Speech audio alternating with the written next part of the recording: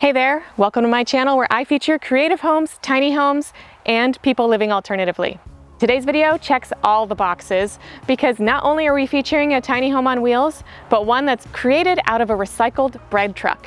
And of course, the owners are living in it full-time on the road in an alternative lifestyle.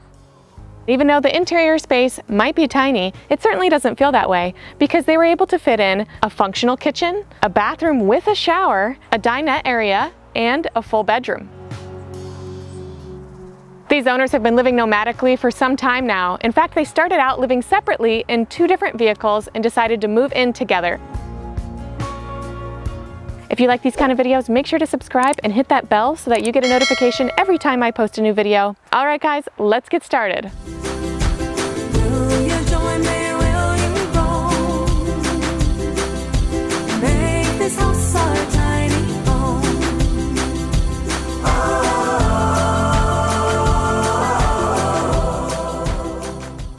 Hi everyone, I'm Paul. And I'm Ellie. We're super excited to show you guys our tiny house bread truck.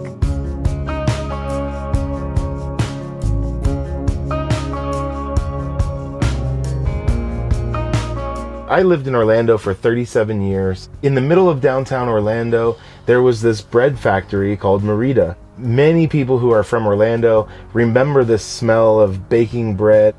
It's a cool connection that I have to my hometown, and I get to bring it with me on the road. I picked this truck up on Craigslist. It was in a really bad state of disrepair. To get it mechanically sound, that was the main thing I did before I went on the road. And then I just started building things in order of necessity. I have been living in this bread truck for 4 years. I traveled by myself for 2 years until we met. We actually met on the road. Before I moved into the bread truck, I was traveling for 2.5 years in my Transit Connect. The year before I started traveling, I was diagnosed with stage 3 triple negative breast cancer. And so I spent a year working on fighting that, and I went through really intensive treatment. It was an incredibly profound experience. I did lots of thinking, certainly during that time, of how I could change my life to, number one, eliminate stress, and number two, how to prioritize the things that are important to me. This truck had a completely different layout. We decided together that we should change the layout of the truck and make it more useful for the both of us. The basis of our whole relationship is we both are at a place in our lives where we wanted to grow and change as people, and being in a tight, small quarters like this with your partner, it brings to the surface a lot of your own trouble, a lot of your own problems that you need to work on within yourself. Go. No, go ahead. I'm sorry, go ahead. Third time's the charm. In a lot of ways, the truck really represents our relationship and the growth that we've been through. What we've created physically and what people can see in the truck is actually pretty symbolic for us, I think, of what we've built in our relationship.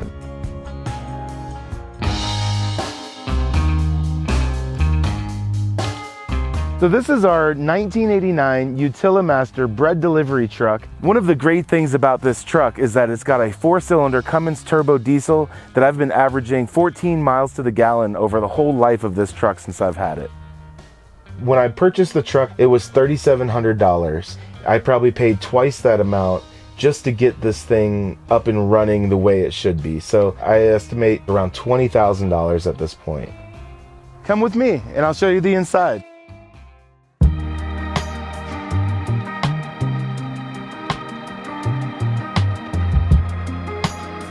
So welcome inside the cabin of the bread truck. This truck has got a 4-speed manual, so it does really great going up and down mountains. I can control what speed I need to be at by downshifting and letting the motor control my speed. One of the great things about this bread truck is it comes with these huge windows. When I'm driving, I have amazing views. That's one of my favorite things about being on the road, is the scenic views and drives that we go on. As you can see, there's a lot of plants scattered throughout the truck. We have been adapting to life on the road and growing plants. It's not the easiest thing to do.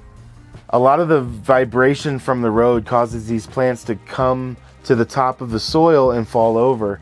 So one way that we've kind of overcome that is that we grow a lot of our stuff in water.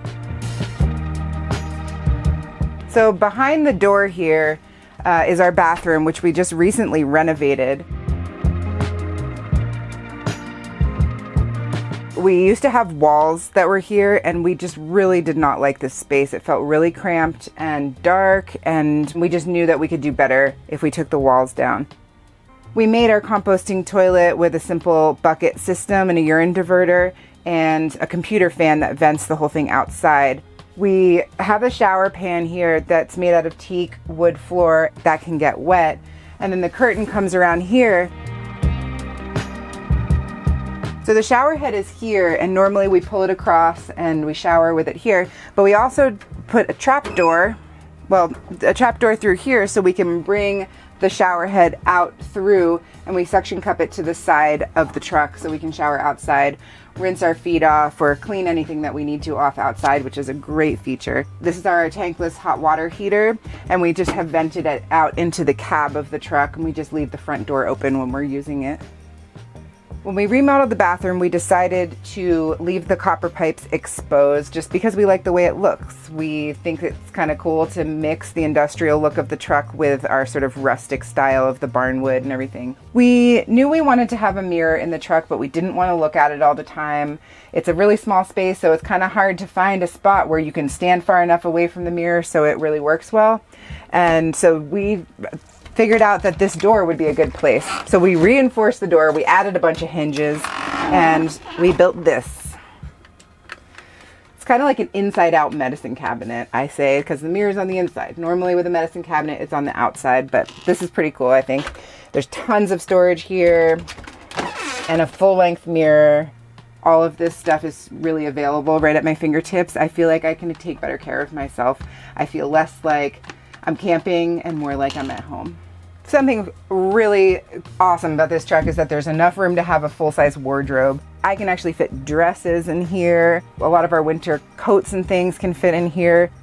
Back here behind the closet, we had this funny little space that we weren't sure what to do with, and so we call this our desk. But it slides out, and we keep a lot of our computers and cameras. We are considering putting an arm that swings out with a monitor so you can sit at the table and work on the computer. And below the desk area is our vent for our diesel heater right here. This is just a vent that comes from the front, and so we can stay nice and toasty back here. So this is our dinette area, and it also converts into a guest bed or a couch. We have a cantilever table. I didn't want to build a table that had legs on it because this is such a small space, the legs would just really get in the way. We hollowed out a 4x4, and the table just slides in just like that. And then this board just drops down into the bottom and creates a guest bed. We put a lot of energy into not having to take things down, so including like this bouquet, I have a hose clamp here, and you can put a water bottle or a planter type of thing in here, and this is how we go down the road. It holds it in just enough so that we can drive down the road this way, and we don't have to worry about it falling over. Down here underneath the closet, I needed to build a piece of furniture to make the seating area, and we wanted a lot of clothes storage for the truck. In here there are fabric bins that pull out, and they're double layered. One's in the back to store the clothes that are not in use as much, and then the ones that are more seasonal and useful at the time are in the front. Right here is where the wheel well of the truck is located, so we put the bench here so that it didn't really get in the way of the living space and you don't really notice it. We wanted these big benches that you could sit cross-legged up here, so we had a little extra space. You could see this is where the wheel well ends, but we have a little extra storage for toilet paper, cleaning supplies, things like that. Mounted to the wall here, we have a really neat feature. This is one of my favorite things in the truck. This is a yacht lamp. It came off a sailboat. It rocks with the waves, so I figured it would work really well in a van too. So we love it. It gives us a nice natural light, and it's extremely safe. This is the kitchen of the bread truck. This is just a space that we use every single day, and we love it. It's a fully functional kitchen. So on the top here, we have a classic Coleman 2-burner stove. It was very low cost, so we're utilizing this for right now. And maybe we'll upgrade that to like a flush mount countertop stove someday. Down here is a pull-out fridge. It's a 45 quart winter fridge freezer. We can set it at whatever temperature we'd like. Down here is a full slide out drawer. It's just a drawer, but all of our utensils, everything like that goes in here. But it goes all the way back to this wall, so it's nice and deep. We really love that. These are a new addition that we have in the bread truck, is all these drawers and slides, and it just really finished off the kitchen very nicely. One thing that I did purchase for the truck was this nice big sink. It's 17 inches by 17 inches wide, and it's about 10 inches deep. Up top is some cabinets. I used all the recycled salvage materials I could, so I pulled these out of a dumpster. This is the most commented on feature of the truck. Everybody loves this. This is how we keep our cabinets locked when we travel. It's just a simple wooden block. All you got to do is slide it in.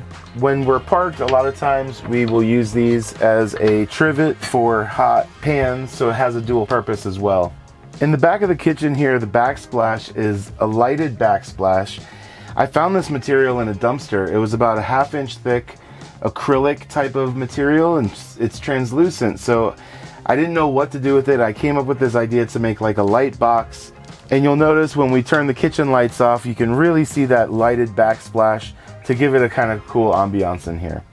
When we were designing the bathroom, we came up with this wall space. It's a very thin little space, but in a van you want to utilize every bit you could. So we made a little cubby hole here so you can store your soap, and we have a little space for flowers and things too. We wanted to add another little decorative touch. Me and Ellie both love the desert, and this is a cholla skeleton from a cactus.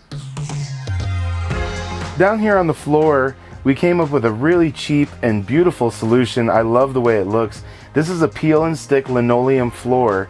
Kind of gives me like a little bit of that like grandma's kitchen feel. The whole entire floor cost us about $80, which I think is a really great deal.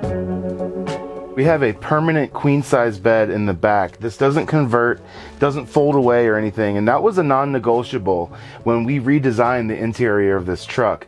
I used to have a bed that was up toward the front there that had to be pulled out and unfolded, and it was really a pain when two people are together. Unless you're waking up exactly the same time, going to bed at the same time, it just didn't work for us. Each side of the headboard, we have our own cubby holes. They come with charging ports and LED lights in the top, so if you need to read or see something, we each have control of a little light. In the back corner here, we have a salt lamp. Everything that you see back there is bolted down to the headboard, and it doesn't require any breakdown or setup. When we are ready to move, we lock a few things and we're ready to go. This side section next to the bed is where all the solar equipment is stored. This shows what is coming in through the solar panels, how much it's charging in the batteries.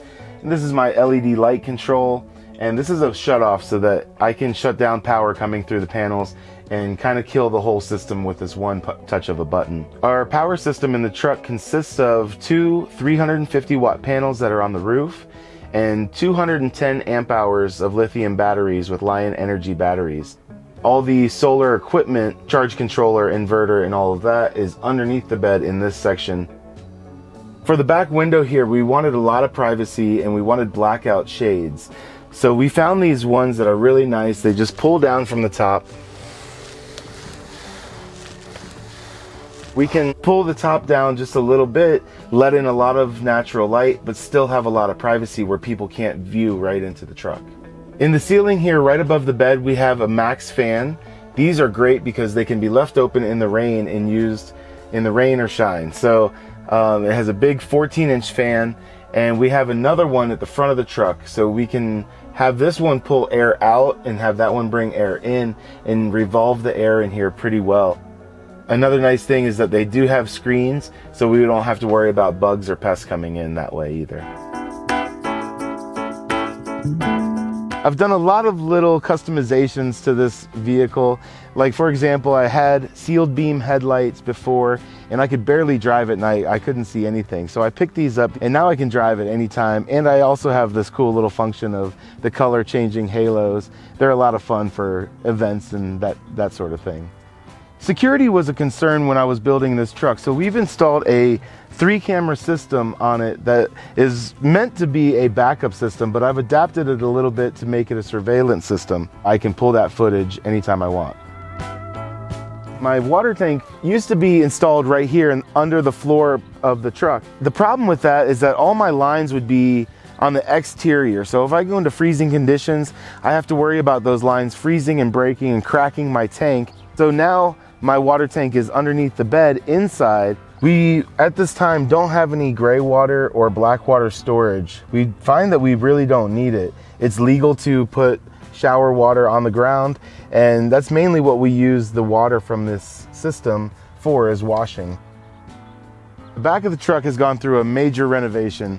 I used to have a wall and a door on this side, but we replaced it with this great big slide open window. It is amazing. I got this at Habitat for Humanity. It was only 85 bucks.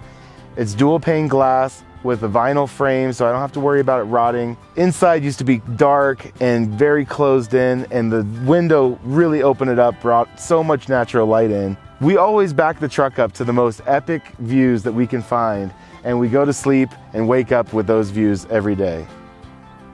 One of my inventions that I've put on the roof of the bread truck is this stealth camouflage ladder rack that holds my solar system. It looks like I'm just carrying a ladder, but it's hiding a whole lot more. What I did was I took an extension ladder and I cut it right down the middle of the rungs. I used each side as the sides of my solar panel rack. What it does is it holds my solar panels and it hides everything a little bit, so you don't see my max fans open quite as much, and you don't really see my solar panels as much.